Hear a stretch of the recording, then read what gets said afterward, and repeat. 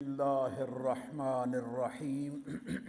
حضرت عبداللہ ابن عمر رضی اللہ تعالی عنہما روایت فرماتے ہیں، قال آپ فرماتے ہیں من اشترى ثوبا بعشرة دراہم، وہ شخص جس نے 10 درہموں کا سوٹ خریدا، وفی ثمنہ درہم حرام، اور اس کے ان 10 درہموں میں 1 درہم حرام کا تھا، لم یقبل اللہ لہ صلاۃ ما کان علیہ، نہیں قبول فرمائے گا اللہ رب العالمین اس کی نماز جو وہ کپڑے پہن کر اس نے ادا کی۔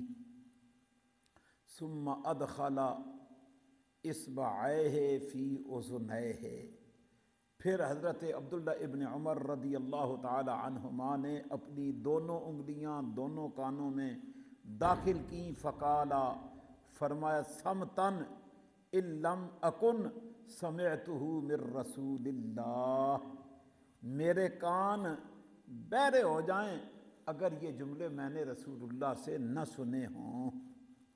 اس حدیث کو امام احمد نے روایت کیا ہے۔ تو یہ ہمارے فقہا نے بھی یہی مسئلہ بیان کیا ہے کہ حرام کی اتنی نوست ہے کہ 9 درہم حلال کے ہیں اور 1 درہم حرام کا ہے، تو حرام کے 1 درہم کی نوست یہ ہے کہ وہ حلال کے 9 درہموں پر حاوی ہو جاتے ہیں۔ وہ کپڑے پہن کے نماز پڑھی جائے تو نماز قبول نہیں ہوتی ہے۔ تو یہ کپڑوں کی ہی بات نہیں ہے، حرام کے پیسوں کا رزق کھایا ہے، وہ پیٹ کے اندر ہے، کہاں نمازیں قبول ہوں گی؟ حرام کا کھایا ہے، پیا ہے، رہائش بنا لی ہے، تو حرام جتنا بھی ہے بڑا نقصان دہ ہے۔ دنیا میں بھی اس کے نقصانات ہیں، قبر اور قیامت میں بھی اس کے نقصانات ہیں۔ تو اس لیے یہ چیپٹر چل رہا ہے خرید و فروخت کے حوالے سے، تو یہاں پر حرام سے روکا گیا ہے کہ حرام حرام حرام 1 درہم حرام کا اس کی نوست یہ ہے کہ اللہ رب العالمین کی بارگاہ میں نماز قبول نہیں ہوتی ہے۔ اگلی روایت حضرت ابو اسامہ یزید بن سنان کے ذریعے سے روایت کرتے ہیں۔ وہ فرماتے ہیں کہ حضرت عمر بن خطاب رضی اللہ تعالی عنہ نے ایک مجلس کے اندر ارشاد فرمایا مَلَّذِي نُقِیمُ بِهِ وُجُوهَنَا عِنْدَ اللَّهِ یَوْمَ الْقِیَامَةِ، وہ ذات جو قائم کرے گی ہمارے سامنے اللہ کے حضور جو ترازو قائم ہونے والی ہے، یا مَلَّذِي نُقِیمُ بِهِ، وہ کہ جس کو ہم قائم کرتے ہیں، اور وجوہنا اپنے چہروں کے ذریعے سے، عند اللہ یوم القیامہ، قیامت کے دن وہ اللہ کے ہاں بہت بڑی ہوگی۔ فقال بعض القوم، بعض لوگوں نے کہا وہ بڑی چیز کیا ہے؟ الصلاۃ، نماز۔ فقال عمر، حضرت عمر فرماتے ہیں کہ جو اللہ کے حضور بندے کو جو بہت بڑی چیز درپیش ہونے والی ہے اور اللہ کے ہاں سے اسے تکریم مل جانے والی ہے، جس کے ذریعے سے وہ نماز نہیں ہے، قد یصلی البر والفاجر، اس کو بر نیک اور فاجر دونوں ادا کرتے ہیں۔ قالوا الصیام، لوگوں نے عرض کیا روزے، قال عمر قد یصوم البر والفاسق، فاجر فرمایا کہ نیک اور بد روزے بھی رکھتے ہیں۔ قالوا الصدقہ، صدقہ ہے پھر بڑی عظمت والا۔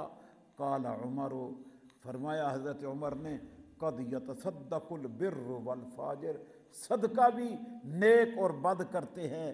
قالوا الحج، انہوں نے کہا پھر حج، فرمایا حج بھی نیک اور بد کرتے ہیں۔ قال عمر، پھر فاروق اعظم رضی اللہ تعالی عنہ نے فرمایا الذی نقیم بہ وجوہنا عند اللہ، وہ چیز جو ہمارے چہروں کو اللہ کے حضور قائم رکھے گی، اداء مفترض علینا، وہ ادائیگی ہے جو اللہ نے ہم پہ چیزیں فرض کی ہیں ان کی، وتحریم ما حرم علینا، اور جو چیزیں اللہ نے ہم پہ حرام کی ہے جس بندے نے انہیں حرام سمجھا وہی اپنے چہرے کی سلامتی کے ساتھ رب کے حضور قائم ہو سکے گا، کھڑا ہو سکے گا۔ وحسن النیت فیما عند اللہ، اور جو چیز اللہ کے پاس ہے اس کے بارے میں اچھی نیت قائم کرنا کہ اللہ کے حضور مجھے بہت بڑا اجر و ثواب ملے گا، اچھی نیت کے ساتھ اپنے اعمال کو مکمل کرنا۔ فرمایا یہ وہ چیزیں ہیں جو ہمارے چہروں کو اللہ کے حضور سلامت رکھیں گی، انعام و اکرام کا ذریعہ بن جائیں گی۔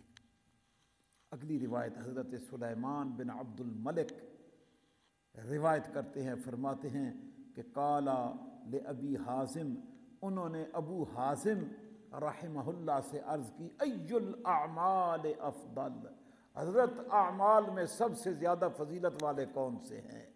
قال ابو حازم فرماتے ہیں، ادا الفرائض، فرضوں کو ادا کرنا، مع اجتناب المحارم، رب کے حرام کردہ کو چھوڑتے ہوئے، اجتناب کرتے ہوئے رب کی حرام کردہ چیزوں سے رب کے فرضوں کو ادا کرنا، یہ فرمایا اعمال میں سب سے زیادہ افضل ہے۔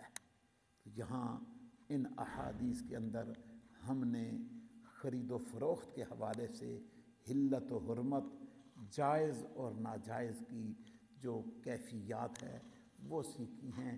نماز کے حوالے سے بھی حکم ملا کہ حرام کے ایک درہم کی نوست یہ ہے کہ اللہ کے حضور نماز مقبول نہیں ہوتی ہے، لہٰذا ہمیں اپنی زندگی میں حلال رزق کے لیے کوشش کرنی چاہیے اور حرام کے معمولی سے معمولی چیز اس سے بھی بچنا چاہیے تاکہ ہمارے اعمال اللہ کی بارگاہ میں مقبول ہوں اور وہاں سے زیادہ اجر و ثواب پا سکیں۔